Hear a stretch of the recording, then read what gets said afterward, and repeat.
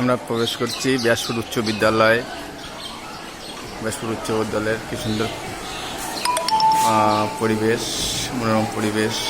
একদিকে রয়েছে প্রাকৃতিক এক চিত্রাবলী, একদিকে রয়েছে এক আধ্যাত্মিক চিত্র, অন্যদিকে রয়েছে পথের পাঁচালীর একটা দৃশ্য সুন্দরভাবে চিত্রায়িত করা হয়েছে।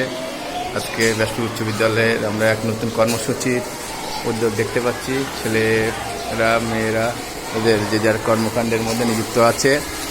আমরা সামনেই দেখতে পাচ্ছি ব্যাসপুর উচ্চ বিদ্যালয়ের দায়িত্বপ্রাপ্ত মিলনকান্ত অধিকারী মহাশয়, যিনি হেড অফ দ্য ইনস্টিটিউটের এখন।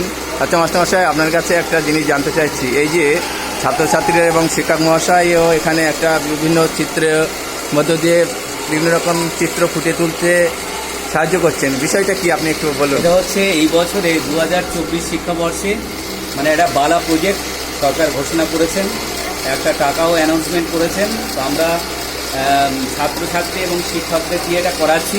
আমাদের নবম শ্রেণীর, একাদশ শ্রেণীর এবং অষ্টম শ্রেণীর ছাত্রছাত্রীরা মূলত করছে এবং আপনি দেখুন এদের হাতের কাজ কিন্তু যথেষ্ট ভালো এবং আশা করি এরা এদের শিল্প নৈপুণ্য দিয়ে আমাদের স্কুলের সুনাম আরও বৃদ্ধি করবে। থ্যাংক ইউ, ধন্যবাদ।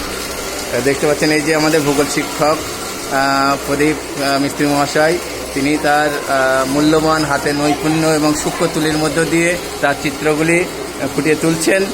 আরও আছে এখানে ক্লাস নবম শ্রেণীর ছাত্রছাত্রীরা, ফার্স্ট বয় এবং অন্যান্য ছাত্রীরা রয়েছে, তাদের শিল্প নৈপুণ্যের দক্ষতা প্রকাশ করছেন। আস্তে আস্তে পড়াশোনার ফাঁকে ফাঁকেও, ক্লাসের ফাঁকেও তারা যেটুকু সময় পাচ্ছে তাই দিয়ে তাদের বিভিন্ন রকম চিত্র ফুটিয়ে তুলছে।